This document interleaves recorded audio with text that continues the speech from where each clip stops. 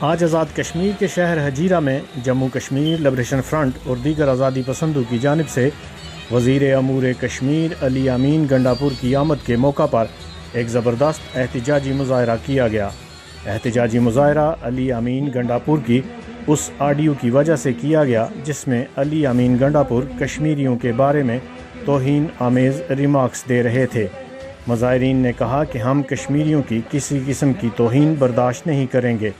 مظاہرین نے مطالبہ کیا کہ علی امین گنڈاپور اپنے ریمارکس پر فوراً کشمیری قوم سے غیر مشروط معافی مانگیں۔ بصورت دیگر مظاہروں کا یہ سلسلہ جاری رہے گا۔ اس موقع پر کسی بھی ناخوشگوار واقعہ سے بچنے کے لیے پولیس کی باری نفری بھی موجود تھی۔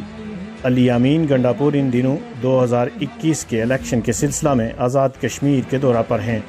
KFT news Hajira Azad Kashmir. میں سب سے پہلے آپ کو مبارکباد پیش کرتا ہوں۔ میرا والا کون سے